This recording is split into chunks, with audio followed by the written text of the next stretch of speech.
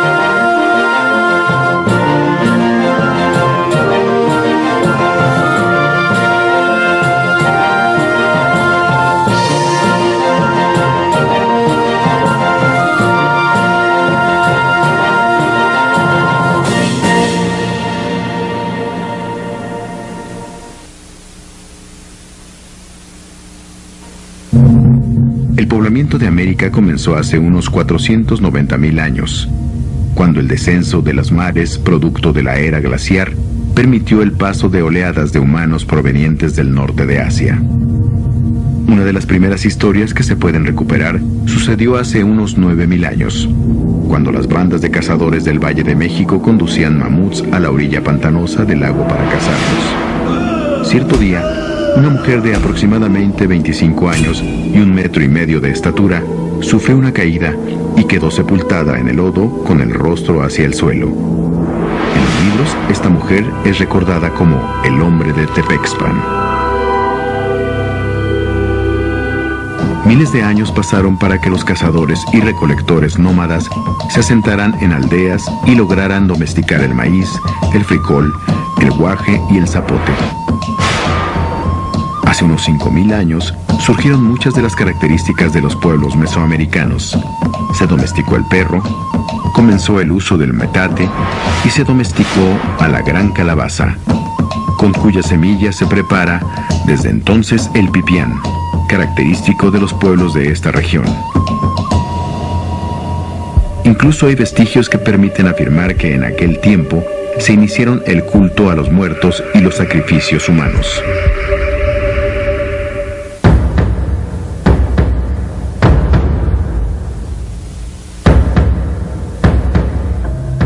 Suele considerarse al año 2500 a.C. como el origen de la historia mesoamericana. Se generalizó la vida sedentaria, surgió la cerámica y la mayoría de la población comenzó a vivir en aldeas formadas por un grupo de casas alrededor de un patio, patrón que sobrevivió a la conquista. Por aquella época surgieron también pequeñas villas que alcanzaron miles de habitantes, entre las cuales se dio un importante intercambio comercial. En los siglos siguientes, las aldeas se multiplicaron y en ellas se realizaron primitivas obras hidráulicas que propiciaron el aumento de la productividad agrícola y en general de la población. Las sociedades evolucionaron hacia una mayor jerarquización y especialización del trabajo. Surgió entonces un repertorio de imágenes simbólicas que usualmente identificamos como olmecas. La representación constante del jaguar asociado a la figura humana, las grandes mesas de piedra o mampostería, o los rostros con ojos rasgados, cejas flamígeras y labios prominentes que en algunas ocasiones dejan entrever unos colmillos feroces. Todo ello a partir del uso frecuente de la jadeíta y otras piedras verdes. Hoy sabemos que los rasgos culturales y estilísticos propios de lo llamado olmeca surgieron de manera más o menos simultánea en varias regiones. Los sitios urbanos de mayor envergadura, complejidad y con la mayor presencia de escultura y otras imágenes características de lo olmeca se ubicaron en la zona del Golfo. En San Lorenzo, las esculturas de mayor tamaño son los tronos, desde los cuales los gobernantes presidieron ceremonias religiosas y donde tal vez atendieron asuntos de gobierno. Las imágenes talladas en los gigantescos asientos revelan la pertenencia a cierto linaje particular. A la caída de esta ciudad, la venta fue su auténtico relevo. Ahí floreció una civilización que continuó la excelente tradición escultórica y construyó la primera pirámide mesoamericana, formada por un gigantesco cono de tierra ondulante.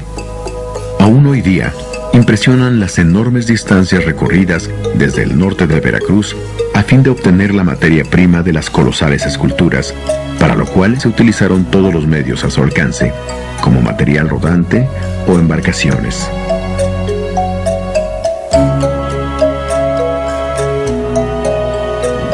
A pesar de tal desarrollo, no hay datos para afirmar que las culturas asentadas en el territorio mesoamericano estuvieron bajo el dominio de esta metrópoli, pues cada sitio tiene particularidades que hacen pensar en un desarrollo propio.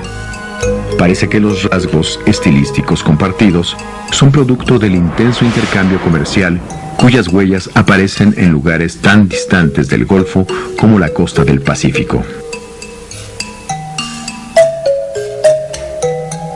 Tal homogeneidad se diluyó a partir del año 500 a.C., cuando al parecer, por un acuerdo entre los diversos grupos que habitaban el valle de Oaxaca, surgió Monte Albán. Monte Albán era una montaña pedregosa, sin agua y deshabitada, pero su posición estratégica en el centro del valle, desde donde se dominaba la vista de todo alrededor, favoreció su construcción. En su momento de esplendor, la ciudad tuvo más de 15,000 habitantes. Sus primeros edificios dieron cuenta de la intensa actividad militar que la distinguió. El de los danzantes, por ejemplo, estaba rodeado de estelas con figuras desnudas y con las vísceras expuestas que seguramente representaban cautivos sacrificados y que, en conjunto, denotaban una lista de pueblos sometidos.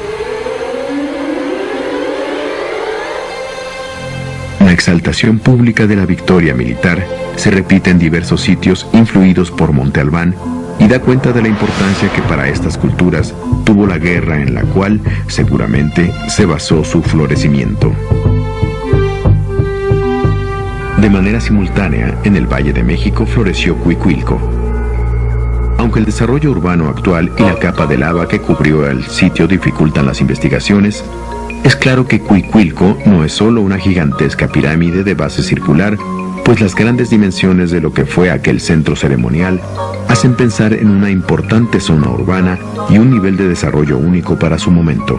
Sin embargo, tras una erupción del Xitle, el sitio comenzó a despoblarse en el año 50 a.C. y fue abandonado completamente unos 100 años más tarde.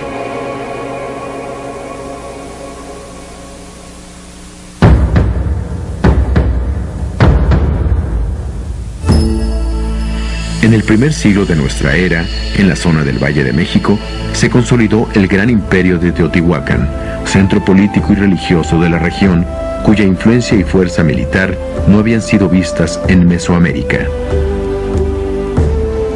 En ese entonces se construyeron las pirámides del Sol y la Luna, la Calzada de los Muertos y el Templo de Quetzalcóatl, y se inició la etapa urbana de una ciudad que llegó a ocupar una superficie de 20 kilómetros cuadrados.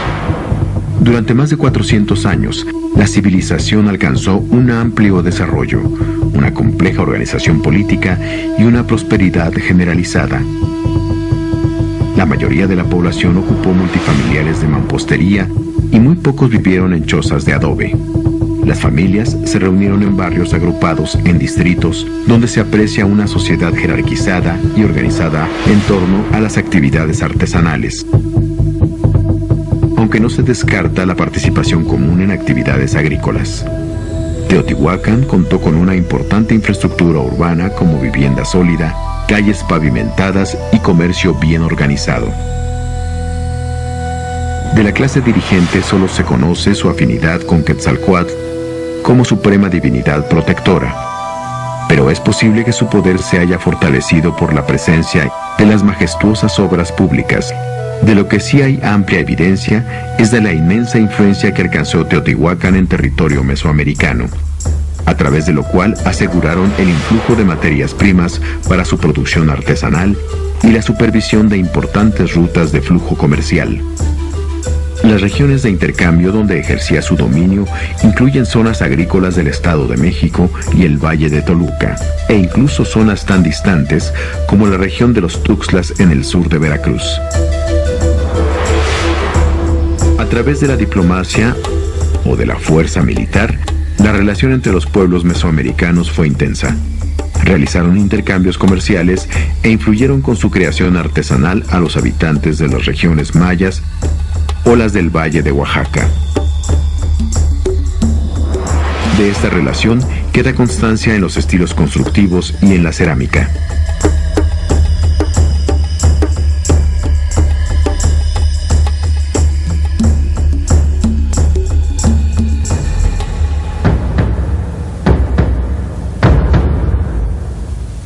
Entre el año 600 y el 700, cesó la influencia teotihuacana en los territorios controlados en los siglos anteriores.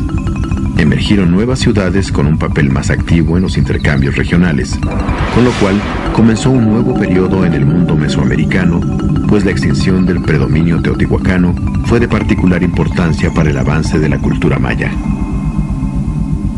Desde poco antes del año 600 de nuestra era, las ciudades mayas se volvieron más prósperas y su arquitectura, escultura y la manufactura de objetos suntuarios y rituales alcanzaron una variedad y riqueza sin precedentes. Algunas de las principales ciudades mayas tuvieron su etapa de mayor florecimiento a lo largo del siglo VII. Tal es el caso de Palenque, al pie de la Sierra Chiapaneca, Tikal, en el Petén, Calakmul, al sur de la península de Yucatán.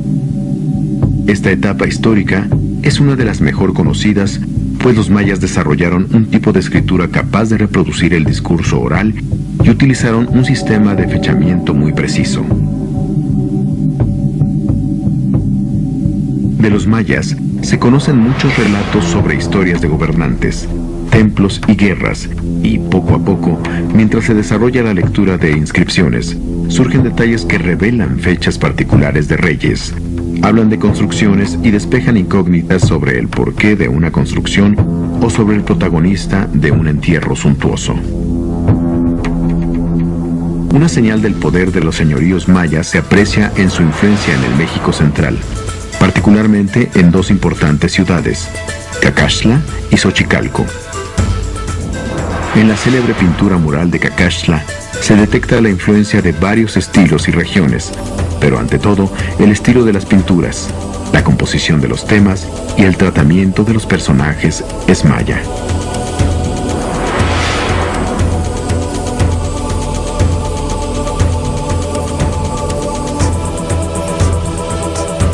De igual modo, aunque en Xochicalco la suma de estilos revela un repertorio aún mayor de contactos con otras élites, el estilo constructivo general de la ciudad solo se explica por un amplio conocimiento del arte maya. Pero la hegemonía teotihuacana de siglos anteriores nunca fue sustituida. Más que un poder central, en este periodo hubo una compleja red equilibrada sobre dominios regionales, pues los 3 siglos de esplendor maya coinciden con un periodo de intensa actividad militar que generó constantes reacomodos en los equilibrios entre señoríos. Muchas ciudades cayeron devastadas o exhaustas. En otras, los campesinos le dieron la espalda a los gobernantes y bastó que se internaran unos meses en la montaña para que la nobleza quedara sin sustento.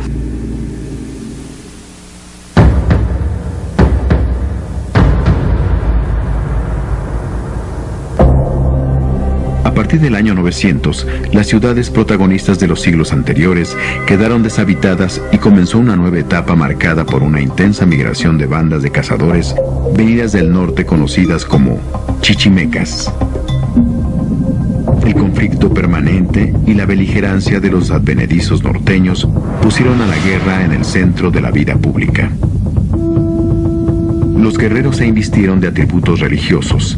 Las batallas se emprendieron en nombre de los dioses y los sacrificios humanos practicados después de las contiendas se concibieron como necesarios para el funcionamiento del orden cósmico. La ciudad más importante de este periodo fue Tula, en el actual estado de Hidalgo. Allí se mezcló la audacia guerrera de algunos chichimecas con la tradición nahua, antigua heredera de Teotihuacán. En Tula el guerrero toma el lugar central y los principales edificios se decoran con representaciones de jaguares, coyotes y águilas con corazones sangrantes en el pico. Las canchas de juego de pelota cobran gran relevancia, tal vez por ser el escenario de un rito guerrero que concluía con la decapitación de los prisioneros.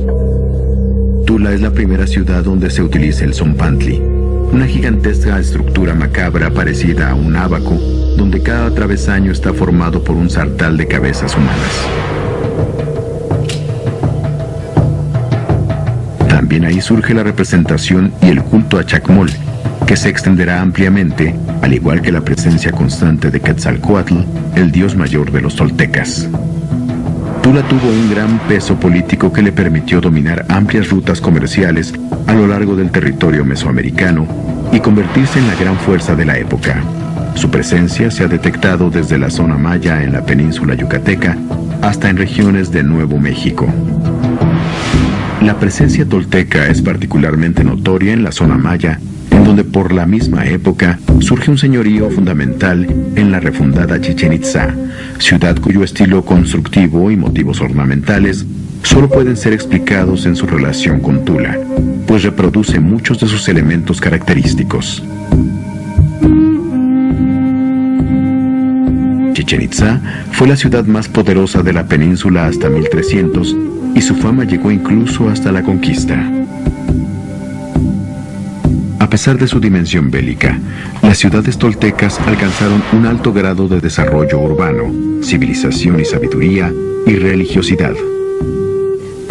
Hacia el año 1200, los mexicas, uno de los pueblos meridionales de la gran metrópoli que era entonces Tula, comenzaron una migración que los llevaría a ocupar la zona lacustre del Valle de México. Al parecer, en medio de grandes conflictos, cayó Tula hacia el año 1200 e inició entonces la última etapa histórica del México prehispánico, misma que concluyó con la conquista.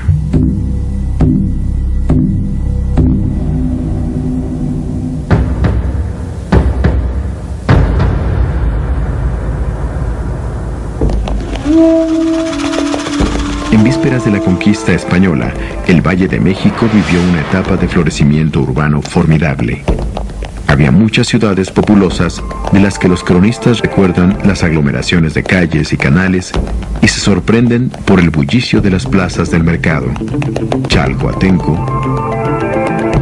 Xochimilco, Coyoacán, Culhuacán, Iztapalapa, Texcoco, Tlacopan, Azcapotzalco, México Tenochtitlan y México Tlatelolco, además de decenas de villas medianas donde habitaron poco más de 2 millones de personas, cifra superior a la actual población de la ciudad de Puebla, por poner un ejemplo. Este complejo sistema urbano administrado por diversos señoríos fue dominado por los gobernantes de Tlacopan, Texcoco y México Tenochtitlan, integrados en la Triple Alianza, mismas que administró las rutas y plazas de mercado, los diversos compromisos y las redes tributarias sobre pueblos y etnias. La densidad demográfica y la complejidad urbana del Valle de México se basaron en una agricultura próspera, sustentada en el uso generalizado del regadío en tierra firme y en el sistema de chinampas practicado en las islas y en las orillas del lago. Las tierras se abonaron con fango y con excremento de murciélago, y se usaron almácigos, lo que garantizó mayor viabilidad de los cultivos. Los cultivos fueron en esencia los mismos de sus antepasados mesoamericanos: maíz, frijol, calabaza, chile, varios tipos de tomate, chía y amaranto. Además, el lago proporcionó muchos otros recursos: gran variedad de peces, aves, ranas, insectos diversos, serpientes, conejos o venados. además de la sal del fondo de las aguas.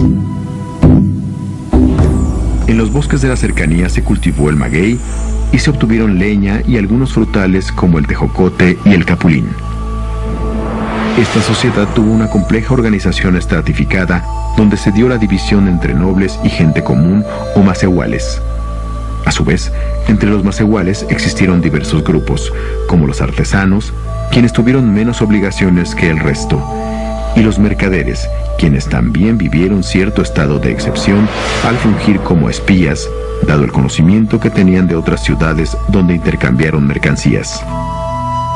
Los campesinos se dividieron entre los que trabajaron la tierra colectiva de los calpulis, que podían considerar casi propia, y quienes laboraron en una tierra concedida a algún noble y cuyas obligaciones y tributos eran aún mayores. La compleja organización permitió al tlatoani un control muy claro en una sociedad jerarquizada y corporativa que, no obstante, tuvo excepciones como los vagos, malvivientes, prostitutas y mendigos, quienes estuvieron al margen de la organización social por expulsión o por huir de la autoridad paterna o del castigo de un delito. Los mexicas se distinguieron por el frenesí con el que practicaron el sacrificio humano en diversas modalidades. Algunos días se sacrificaba a cientos de bebés para agradar al dios Tlaloc. En una fecha especial se sacrificaba a una anciana y un sacerdote recorría las calles y plazas con la cabeza sujeta por el cabello. La herida, el desmembramiento y la muerte fueron constantes en Tenochtitlan y otras ciudades vecinas. Para sobreponerse a estas escenas, la población participó en diversiones públicas catárticas como juegos callejeros, comedias ridículas y ritos chuscos como el palo encebado.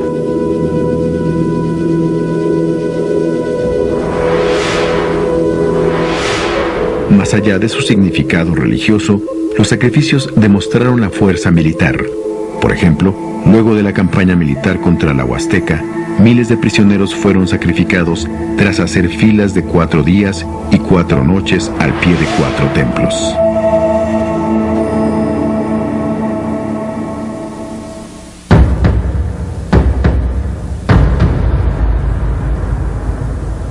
A principios del siglo XVI, en vísperas de la llegada de los españoles a Mesoamérica, el imperio mexica abarcó de costa a costa y de norte a sur, de Querétaro a Oaxaca y hasta algunas regiones de Chiapas.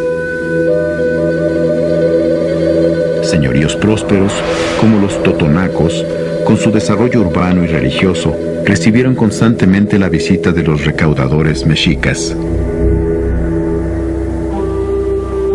Sin embargo, muchos se resistieron al dominio de la alianza. En Michoacán, los tarascos defendieron su territorio y formaron una frontera infranqueable, mientras los huastecos se declararon insumisos y muchos otros pueblos se defendieron tenazmente del dominio mexica. La región maya se mantuvo independiente y los diversos señoríos de la península yucateca jamás sufrieron acoso de la Triple Alianza del centro de México. Y sin embargo, la mesa estuvo puesta para las alianzas dadas con el arribo del conquistador.